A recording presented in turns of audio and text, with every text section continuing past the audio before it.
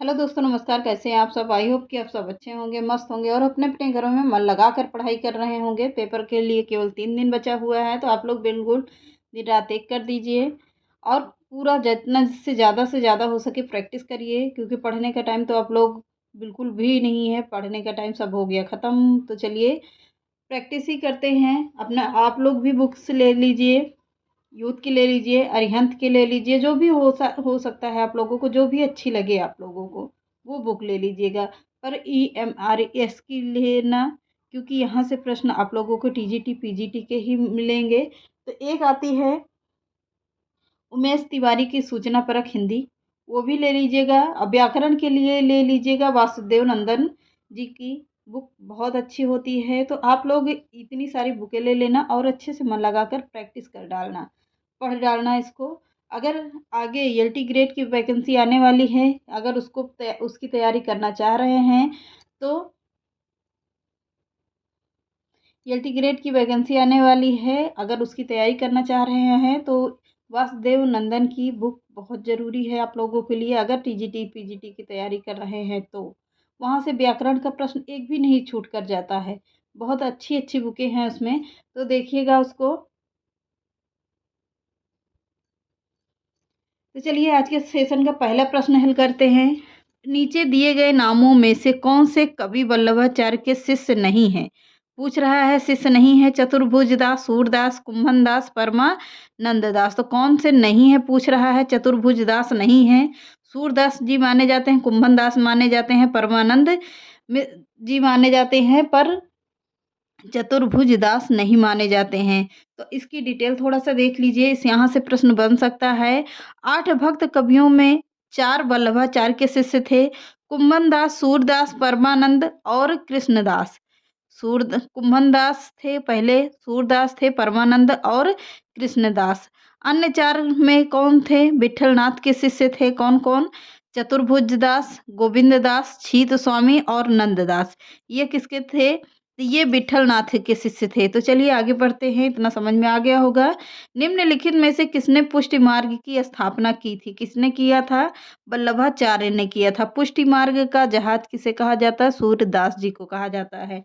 नया प्रश्न है, आगे देखिएगा। नया प्रश्न क्या, वही है, लेकिन आप लोगों को समझ से परे था, इसलिए मैंने उसको बता दिया है। तो आगे देख लेते हैं। निम्नलिखित में से कौन सा कवि अष्टछाप के कवि नहीं है? नंददास, परमानंद दास, छीत स्वामी, हरिव्यास देव। तो कौन से नहीं है पूछ रहा था। हरिव्यास देव नहीं होंगे, पर नंददास, परमानंद दास, छीत स्वामी ये अष्टछाप के कवि माने जाते हैं। तीनों लोग कौन कौन? नंददास, परमानंद दास, छीत स्वामी। तो 3 कौन हो गए? अष्टछाप के कवि हो गए। हरिव्यास जी नहीं है। आगे देखते हैं, अब इनकी भी थोड़ा सा डिटेल देख लेते हैं। यहाँ से प्रश्न आ सकता है, आप लोगों के लिए पूछा जा सकता है। तो चलिए इनका भी थोड़ा डिटेल देख लीजिए। दिए गए विकल्पों में अष्टछाप के कवियों में 4 वल्लभाचार्य के शिष्य थे, जिनका नाम था क्या? कुंभन दास, सूरदास, परमानंद दास और कृष्णदास।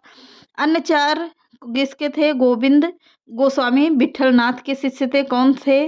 गोविंद स्वामी, छीत स्वामी, चतुर्भुज दास और नंददास। ये कौन थे? ये थे विठलनाथ के शिष्य। इसके पहले भी मैंने बताया है आप लोगों को, प्रश्न में हल करवा दिया है। तो आगे देखते हैं, आगे देख लीजिए आगे का प्रश्न। सूरदास के किस कृति को नहीं लिखा है? सूर सारावली, दोहावली, साहित्य लहरी, सूर सागर। तो कौन सी नहीं लिखा है? दोहावली नहीं लिखा है। आगे देखते हैं, जुगमान चरित नामक ग्रंथ के लेखक हैं नंददास, कृष्णदास, चतुर्भुज दास, शीत स्वामी। तो कौन है? कृष्णदास जी हैं। आगे देखते हैं, अब इनका कोई नहीं है, वही चीज़ बार बार रिपीटेड है, तो बार बार बताने कोई मतलब नहीं टाइम वेस्ट का। आगे बढ़ते हैं। कृष्ण काव्य के प्रमुख कवि कौन माने जाते हैं? रहीम, तुलसी, सूरदास, आचार्य शुक्ल। तो कौन माने जाते हैं पूछ रहा है। तो तुलसी जी माने जाते हैं कृष्ण काव्य के प्रमुख कवि। और आगे देखते हैं, ध्रुव चरित के रचयिता हैं। ध्रुव चरित के रचयिता कौन है? रसखान है, स्वामी हरदास हैं, नरोत्तम दास हैं, भिखारी दास हैं। तो कौन होंगे? ध्रुव ध्रुव चरित्र के रचयिता कौन है? नरोत्तम दास जी हैं। आगे देखते हैं, इनकी कोई डिटेल जरूरी नहीं है। आगे देखते हैं, भक्ति काल के किस कवि को जड़िया विशेषण से विभूषित किया गया है? कौन? आप लोग ऐसे ही क्या कह लेना, नंददास जड़िया। किसे कहा गया? नंददास जी को कहा गया है। इनकी थोड़ा सा लाइन है, याद नहीं आ रहा है, बाकी और है, इनके बारे में बहुत अच्छे कथन है। तो आगे देखते हैं। अष्टछाप की स्थापना सन 1565 ईस्वी में किसने की थी? पूछ रहा है अष्टछाप की स्थापना सन 1565 में किसने किया था? गोकुलनाथ, विठलनाथ, वल्लभाचार्य या निम्बकाचार्य? किसने किया था? विठलनाथ ने किया था। आगे का प्रश्न देखते हैं। मीराबाई का मलाल किसकी कृति है? किसकी है? मीराबाई की खुद की रचना है ये, मीराबाई का मलाल। 84 वैष्णवन की वार्ता और 252 वैष्णवन की वार्ता मूल रूप से है क्या है? जीवन वृत्त है, कथा कहानी है, आत्मकथा है, यह निबंध है? क्या है? जीवन वृत्त है। किसका है? डिटेल देख लीजिए। 84 वैष्णवन की वार्ता में 252 वैष्णवन की वार्ता गोकुलनाथ द्वारा रचित कृष्ण का भक्त कवियों का जीवन वृत्त है। किसके कवियों का? कृष्ण भक्त कवियों के जीवन का वृत्तांत है। आगे का प्रश्न देख लेते हैं। तत्व दीप निबंध किसकी रचना है? वल्लभाचार्य की है, निम्बकाचार्य की है, नाभादास की है, नंददास की है? किसकी है? वल्लभाचार्य की है। पहला ही ऑप्शन बिल्कुल सही है। आगे देख लेते हैं। अब इनकी रचनाएं थोड़ा सा देख लेते हैं, वेरी इंपॉर्टेंट है ये। पुष्ट मार्ग के प्रवर्तक आचार्य वल्लभाचार्य ने तत्वदीप निबंध की रचना की। निम्बकाचार्य ने अपने सिद्धांतों की स्थापना के लिए वेदांत, परिजात, सौरभ, 10 श्लोकी, श्री कृष्णत्व, राज के लिए मंत्र, रहस्य, षोडशी तथा प्रपत्र, कल्पवल्ली नामक कृतियों की प्रणयन किया। नाभादास ने अष्टयाम नामक ग्रंथ की रचना की। अनेकार्थ मंजरी, मान मंजरी, रस मंजरी, रूप मंजरी, विरह मंजरी, श्याम सगाई, सुदामा चरित, रास पंचाध्यायी, भंवर गीत आदि नंददास की प्रमुख रचनाएं हैं। इतना याद हो गया होगा। आगे बढ़ जाते हैं। सुदामा चरित्र के लेखक हैं सूरदास, नंददास, रत्नाकर या इनमें से कोई नहीं? तो कौन होंगे? सुदामा चरित्र के रचनाकार या लेखक कौन होंगे? नंददास जी हैं। आगे देखते हैं।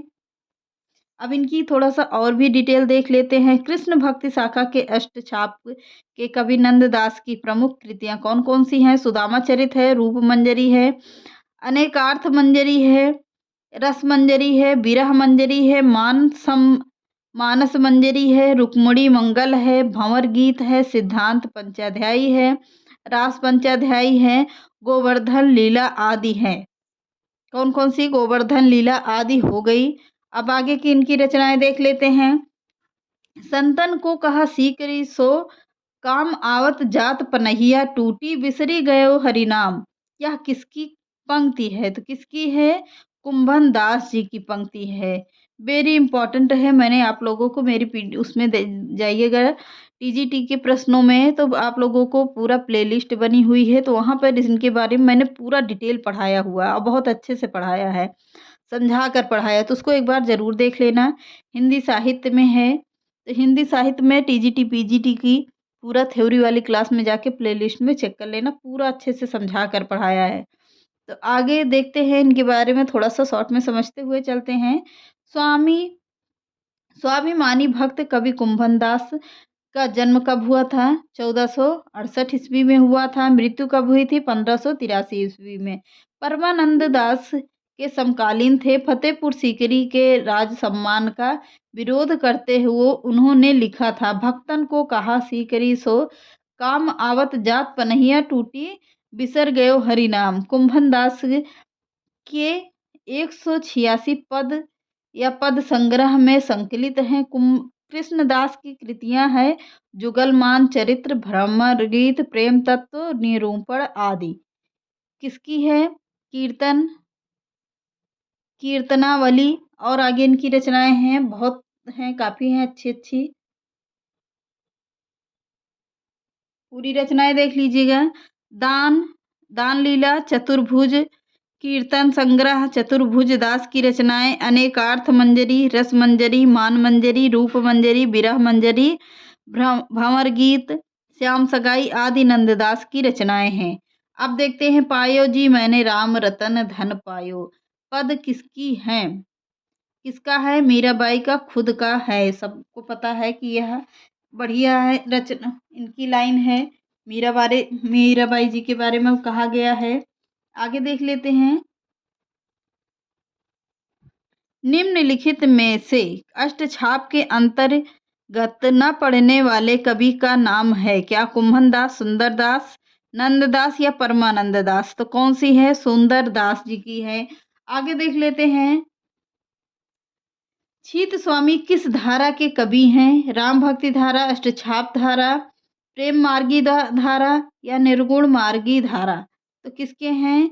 अष्टछाप धारा के कवि हैं। आगे देख लेते हैं। अष्टछाप के प्रमुख कवि नंददास किसके शिष्य थे?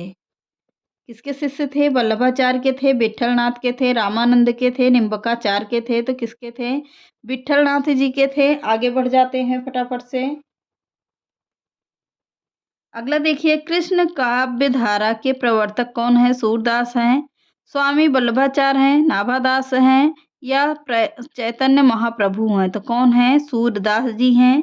पहला ही ऑप्शन सही है। आगे देखते हैं। कुछ प्रश्नों को छोड़ देंगे क्योंकि यहाँ पर यूजीसी नेट का है, आप लोगों के लेवल का नहीं है। आगे बढ़ते हैं फटाफट से। अब आते हैं रीतिकाल के रिलेटिव हुए प्रश्न। बिल्कुल यहाँ से प्रश्न आप लोगों को फिर मिलेगा। चैप्टर वाइज से चल रहे हैं। आचार्य रामचंद्र शुक्ल ने किस कवि को कठिन काव्य का प्रेत कहा है? सभी को पता होगा कि कठिन काव्य का प्रेत किसे कहा जाता है? केशव को कहा जाता है। किसे? केशव जी को कहा जाता है। आगे बढ़ते हैं।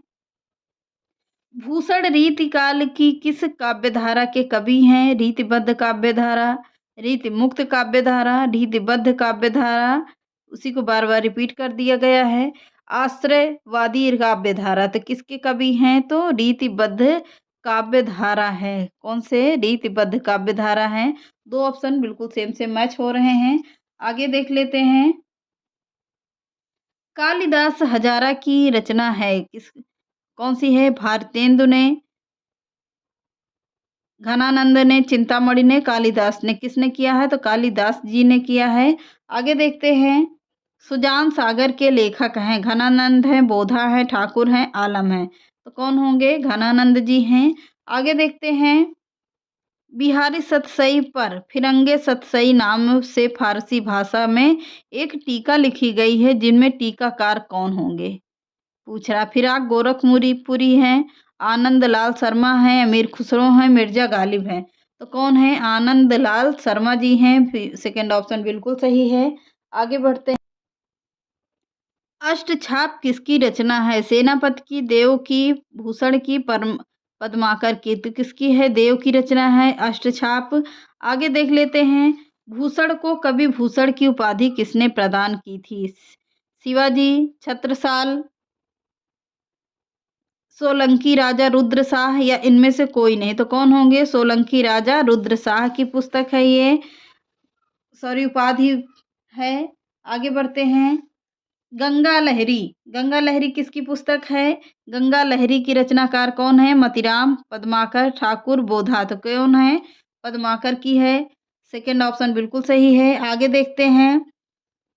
बिरह वारिस किसकी रचना है? बोधा की, ठाकुर की, आलम की, घनानंद की? तो किसकी है? बिरहवारी बोधा की रचना है। इनकी बहुत इंपॉर्टेंट रचनाएं हैं, स्क्रीनशॉट भी लीजिएगा। आगे बढ़ जाना। स्क्रीनशॉट हो गया होगा। आगे बढ़ते हैं। जाति विलास के रचयिता हैं कौन है? भिखारी दास हैं, देव हैं, मतीराम हैं, भूषण हैं? तो कौन होंगे? देव की रचना है ये जाति विलास। आगे बढ़ते हैं फटाफट से ज़्यादा प्रश्न लेने की कोशिश कर रहे हैं। किस रचना को छंदों का अजायब घर कहा जाता है? किसे कहा जाता है? रामचंद्रिका को कहा जाता है। इसमें छंद बहुत सारे हैं, पर किसका है? आचार्य केशवदास का है। किसे का है, इसीलिए इनके कहा जाता है क्या, कठिन काव्य का प्रेत कहा जाता है। किसे, आचार्य केशवदास जी को। तो आगे बढ़ते हैं। सीख लीनो मीन मृग खंजन कमल नयन नयन, सीख लीनो जस औ प्रताप को कहानी है। यह लाइन किसकी है, किसकी है, ठाकुर की लाइन है। किसकी, ठाकुर की लाइन है। अब आगे बढ़ते हैं। इनकी इनकी सी विशुद्ध सरस एवं शक्तिशालिनी ब्रजभाषा लिखने में कोई कवि समर्थ नहीं हुआ। किसके बारे में कहा जा रहा है, तो किसके, घनानंद जी के बारे में कहा जा रहा है। ये रहे आज के टॉप प्रश्न। तो आप लोगों को कैसा लगा ये सेशन, कमेंट बॉक्स में कमेंट करके बताइएगा। प्रश्न अच्छे लगे कि नहीं अच्छे लगे, तो आप लोग भी बिल्कुल ध्यान से इसको रिपीट कर लेना। अगर प्रश्न बनता है तो यहीं से बनेगा। तो मिलते हैं नेक्स्ट क्लास में। चैनल पसंद आए तो लाइक सब्सक्राइब एंड शेयर कर दीजिएगा। नमस्कार।